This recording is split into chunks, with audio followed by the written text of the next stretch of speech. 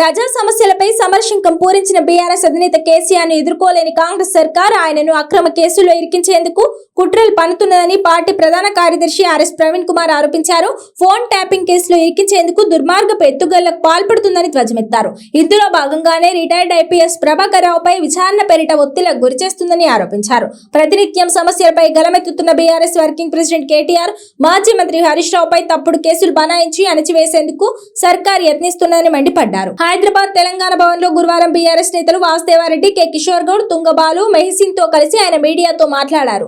రాష్ట్రపతి ద్వారా gallantry award అందుకున్న ప్రభాకర్ రావును ఫోన్ ట్యాపింగ్ కేసు విచారణ పేరిట పోలీసులు థర్డ్ డిగ్రీ ప్రయోగిస్తున్నారని ఆరోపించారు.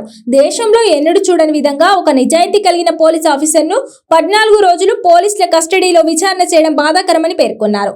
సర్వసాధారణమైన ఫోన్ ట్యాపింగ్ వ్యవహారాన్ని రేవంత్ సర్కార్ తెలుగు డైలీ సీరియల్లో సాగదీస్తుందని మండిపడ్డారు. ఇచ్చిన హామీలు అమలు చేయడం చేతకాని సీఎం రేవంత్ రెడ్డి ప్రతీకారేచ్ఛతో రగిలిపోతున్నారని ప్రవీణ్ కుమార్ విరుచుకుపడ్డారు. ప్రతిపక్షంలో ఉన్నప్పుడు ప్రభాకర్ రావుపై వ్యక్తిగత దూషణలకు దిగిన ఆయన ఇప్పుడు గద్దెనెక్కిన తర్వాత ప్రతీకారం తీర్చుకుంటున్నారని విమర్శించారు. తన సర్కార్ వైఫల్యాలను ఎండగడుతున్న కేటీఆర్ హరీష్ రావును అక్రమ కేసుల్లో ఇరికించేందుకు అడ్డదారుల్లో వెళ్తున్నారని ధ్వజమెత్తారు. ఫోన్ ట్యాపింగ్ పై మొదట ఏర్పాటు చేసిన సిట్ 350 మంది సాక్షులను విచారించినా ఏమీ తేల్చలేకపోయిందని చెప్పారు. దీంతో కేసీఆర్ బీఆర్ఎస్ నేతలపై కక్ష సాధించేందుకు మళ్లీ 4 సీనియర్ ఐపీఎస్ లతో సిట్ వేసి విచారణను సాగదీస్తున్నారని ఆరోపించారు. ఫోన్ ట్యాపింగ్ కొత్తదేమి కాదని, వేగుల వ్యవస్థ పురాతన కాలం నుంచే ఉన్నదని గుర్తు చేశారు. ప్రభుత్వాలు నేరాలను అరికట్టేందుకు ఫోన్ ట్యాపింగ్ చేయడం సర్వసాధారణమని, ఇందులో భాగంగానే 1885లోనే టెలిగ్రాఫ్ యాక్ట్ తీసుకొచ్చారని గుర్తు చేశారు. ఇదేదో పెద్ద నేరంగా చిత్రీకరిస్తున్న ముఖ్యమంత్రి తన సహచర మంత్రుల ఫోన్లను ట్యాప్ చేయించడం లేదా అని ప్రశ్నించారు.